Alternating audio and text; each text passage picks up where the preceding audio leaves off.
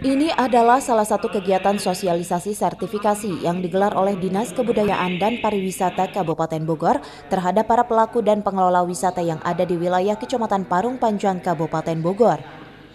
Dalam sosialisasi sertifikasi mengenai protokol kesehatan yang wajib diterapkan di setiap lokasi wisata ini, pihak Dinas Kebudayaan dan Pariwisata Kabupaten Bogor dan pemerintah Kecamatan Parung Panjang mengajak seluruh pelaku dan pengelola wisata di wilayah Kecamatan Parung untuk senantiasa menerapkan protokol kesehatan yang wajib diberikan kepada para wisatawan yang berkunjung ke tempat wisatanya.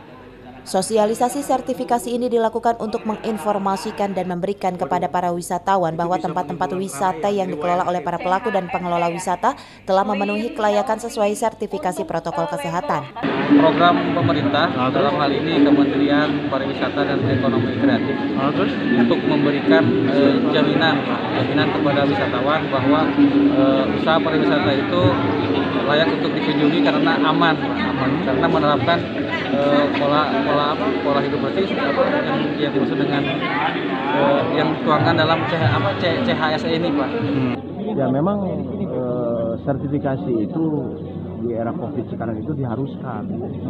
Artinya sosialisasi ini fungsinya untuk memberitahukan atau menginformasikan kepada para pengusaha pariwisata yang sifatnya di kita baru mulai lah. Kan ada beberapa pariwisata di era COVID ini katakan wisata murah, tapi harus memacu ke sana semua.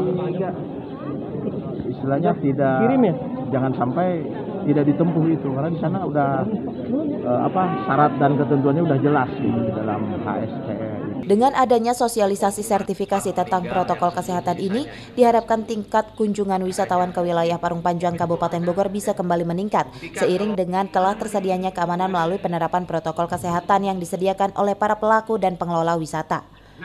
Dari Parung Panjang, Kabupaten Bogor, Iwan Setiawan melaporkan.